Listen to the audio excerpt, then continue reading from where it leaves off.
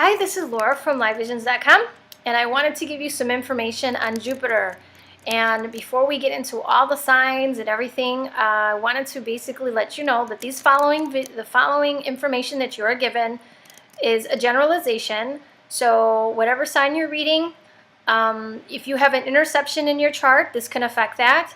Or if your chart could start in, the timing could be off, because if you, like let's say if your sign starts in one house and ends in another, that can change things as well. Everyone's chart is very different, but this is a generalization based on mostly ascendant signs. So look for the sign that it's pretty much your ascendant, and it would be more accurate for you.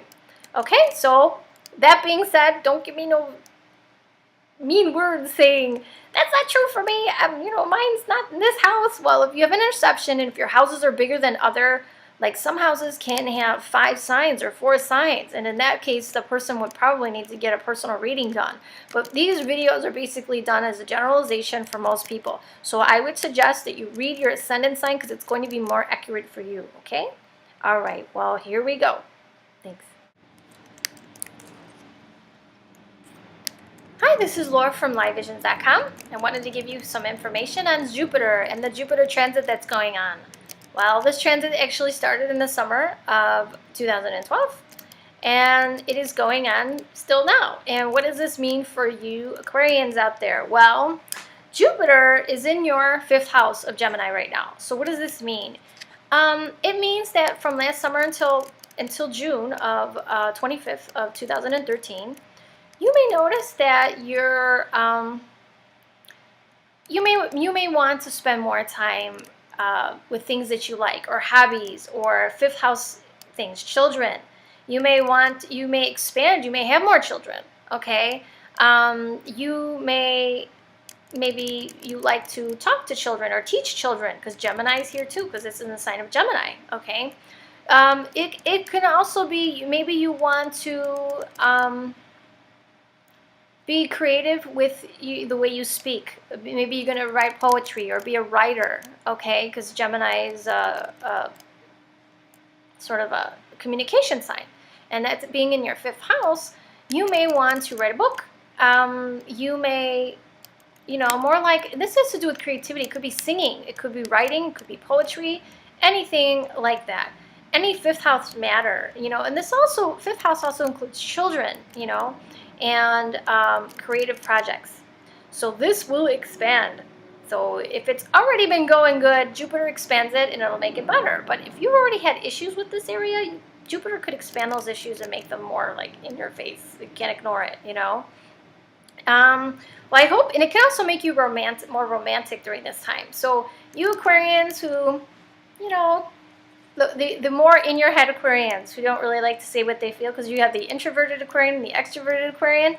And for you introverted ones especially, you may want to be more romantic and more talking about your feelings maybe, or you may be wanting to be more romantic with your partner, which is nice for you guys. It's really nice.